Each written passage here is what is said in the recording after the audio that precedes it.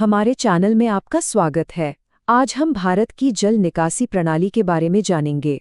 तो चलिए, आज हम भारत की जीवन रेखा यानी इसकी नदियों की एक बड़ी ही रोमांचक यात्रा पर चलते हैं। सोचने वाली बात है ना? कि कैसे एक अकेली ऊंची चोटी पूरे उपमहाद्वीप में पानी के बहाव को अलग कर सकती है? इसका जवाब एक बहुत ही सरल लेकिन दमदार भौगोलिक सिद्धांत में छिपा है, जिसे कहते हैं जल विभाजक। आइए समझते हैं कि ये आखिर काम कैसे करता है। ठीक है, तो सबसे पहले चलिए कुछ बुनियादी शब्दों को समझ लेते हैं जो हमें इस पूरे नक्शे को पढ़ने में मदद करेंगे।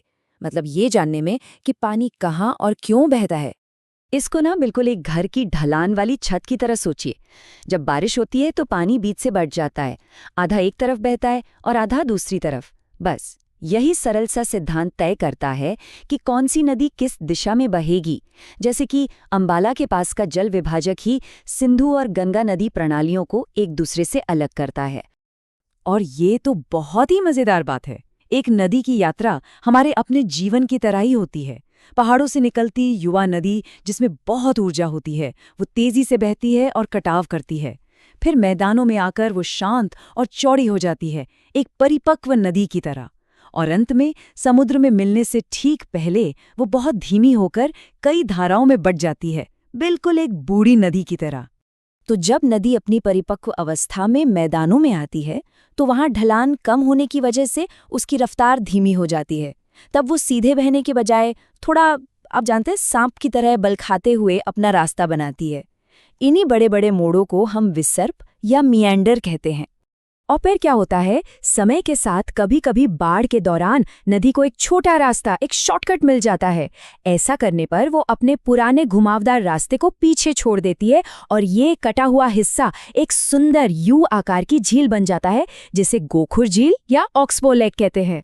चलिए अब अपने टूर की शुरुआत करते हैं विशाल हिमालय से, जो भारत की सबसे बड़ी और साल भर बहने वाली नदियों का घर है। यहाँ देखिए, भारत की दो मुख्य नदी प्रणालियों के बीच का फर्क कितना साफ है। एक तरफ है हिमालय की नदियाँ, जिन्हें ग्लेशियर की बर्फ से साल भर पानी मिलता है, और दूसरी तरफ है प्रायद्वीपीय नदियाँ, जो पानी के लिए पूरी तरह से मौसमी बारिश पर निर्भर रहती हैं। हमारी पहली प्रमुख प्रणाली है सिंधु नदी। इसकी यात्रा तिब्बत में पवित्र मानसरोवर झील के पास से शुरू होती है, फिर ये भारत के लद्दाख में प्रवेश करती है और अंत में पाकिस्तान में चली जाती है। और एक दिलचस्प तथ्य ये है कि 1960 की सिंधु जल संधि के अनुसार भारत इसके कुल पानी का केवल 20% ही इस्तेमाल कर सकता है। अब बात करते हैं गंगा की, जो करोड़ों लोगों के लिए सिर्फ एक नदी नहीं बल्कि जीवन रेखा है। इसकी शुरुआत गंगोत्री ग्लेशियर से निकली भागीरथी और अलकनंदा नदियों के देवप्रयाग में संगम से होती है। मैदानी इलाकों से बहते हुए ये एक विशाल नदी प्रणाली बन जाती है और ब्रह्मपुत्र के साथ मिलकर दुनिया का सबसे बड़ा डेल्टा सुंदरबन बनाती है। और गंगा की साथ ही ब्रह्मपुत्र का रास्ता तो बड़ा ही अनोखा है। ये तिब्बत में सैंगपो के नाम से हिमालय के समानांतर एक लंबा सफर तय करती है, फिर नामचा बरवा के पास एक तेज यू मोड़ लेकर भारत में प्रवेश करती है। इसे अरुणाचल में दिहांग और बांग्लादेश में जमुना के नाम से भी जाना जाता है। हिमालय से अब हम अपने टूर को दक्षिण की ओर ले चलते हैं, प्राचीन प्रायद्वीपीय पठार की तरफ, जहाँ की नदियाँ हमें एक बिल्कुल अलग कहानी सुनाती हैं। यहाँ एक बड़ा ट्विस्ट है। हिमालय की नदियों के विपरीत यहाँ की नदियाँ दो अलग अलग दिशाओं में बहती हैं। ऐसा पठार की अनोखी ढलान और पुरानी भ्रंश घाटियों की वजह से होता है। यहाँ सबसे ज़रूरी बात यह है कि पश्चिम की ओर बहने वाली नर्मदा और तापी जैसी नदियाँ संकरी भ्रंश घाटियों में बहती हैं। यही कारण है कि इनका रास्ता ज़्यादातर सीधा होता है और ये बड़े डेल्टा नहीं बनाती। और इसके बिल्कुल विपरीत पूर्व की ओर बहने वाली नदियाँ जैसे गोदावरी, जिसे दक्षिण गंगा भी कहते हैं, कृष्णा और कावेरी, इनके बेसिन बहुत बड़े होते हैं और ये बंगाल की खाड़ी में मिलने से पहले उपजाऊ डेल्टा का निर्माण करती हैं। तो अब तक हमने नदियों की ज्योग्राफी समझी। अब इस दौरे के अंत में चलिए देखते हैं कि ये नदियाँ और झीलें हमारे जीवन को कैसे प्रभावित करती हैं, प्राचीन बस्तियों से लेकर आज की आधुनिक चुनौतियों तक।